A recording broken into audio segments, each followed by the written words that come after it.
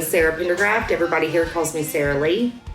I've been back at the ministry for about 4 months. I'm 42 years old and I'm from North Little Rock, Arkansas. The first time I came to the ministry, the life before ministry was terrible. I did everything my way. I tried to fill a void with everything other than the Lord. I had no idea that the Lord was even an option. But I always felt that I would, if I got married, then I would be happy. And I felt if I had a kid, then I'd be happy in the house, in the cars, in the career.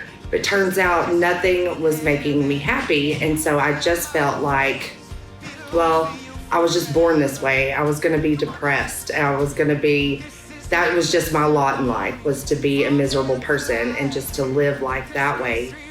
And so, but when I got to the ministry is when I finally figured out that my identity was not in being a mother or a wife or anything for worldly things. It was that my life needed to be, and my identity was to be in Christ.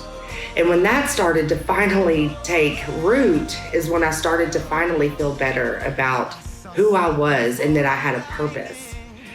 Well, and then I graduated and left the ministry to go be with my child, which I thought was going to be a godly decision.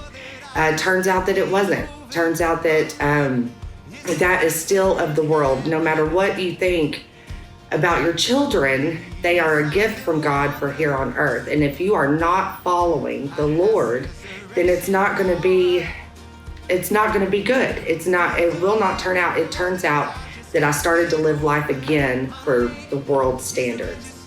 And I fell fast and I fell hard. And I started going back into what Sarah wanted to do instead of what the Lord needed Sarah to do. So I bit the bullet and swallowed my pride, which I, turns out, have a big problem with, but the Lord is delivering me from that. And I came back to John 3:16 to get better rooted in Christ, because turns out I was like Mark 4 talks about the sower, and I was sown onto rocky ground. And I found that out since I've been back at John 3:16. And I was on fire for the Lord and just wanted everything to be okay. But then I got out there and the world scorched me. So I needed to come back and get better rooted into the Lord and get all of the water that I needed to get and drink that water from the living well. And that's what I'm doing here now. That is exactly what I'm doing here now. And I feel very comfortable in my own skin. I am present with the Lord. I have to pick up that cross daily and deny myself. And just remember that tomorrow is not up to me. My future I have no say. It is none of my business. My future is none of my business, and that it's all up to the Lord and what He's going to do and how He's going to work that out. And that puts faith and trust and obedience in Him. My future plan is to be here at the ministry for as long as I need to, and to let the Lord tell me what it is I'm to do. The last time I left, it wasn't good. It was full of confusion, and the Lord is not a God of confusion. It will be peaceful, whatever that decision is going to be, but I am being still and I'm waiting. And so people can get really discouraged in waiting, but the work is in the waiting. It's what you do while you're waiting that grows you. And it's also, once again, being obedient and trusting the Lord and knowing that whatever I'm going to do is going to be of Him and nothing of me.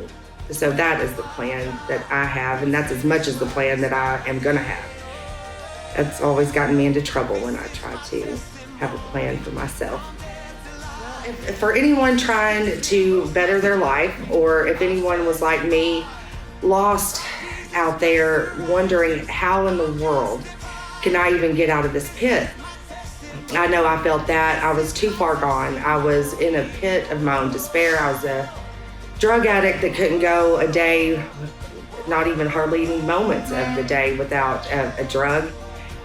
Just come here. You don't need anything. You don't need any money. You don't need any clothes.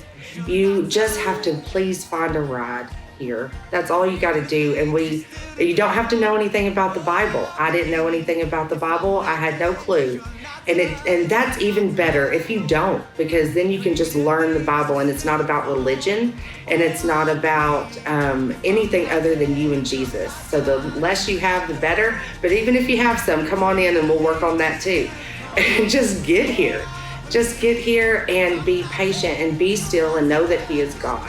And He will take care of the rest. You just have to do your part. That's all you have to do. And just get here and we'll love you. We'll love you through it and we'll get you there. Jesus will get you there, really. Is there anybody you want to shout out to? Yes, my son Noble. Hi, baby. I love you so much. Your mama loves you. Grace rewrote my story. I'll testify by Jesus Christ the right. Did you hit record? Yeah. I'm so upset. Oh. Don't. For real? Stop it, you did. Oh, okay. That was perfect.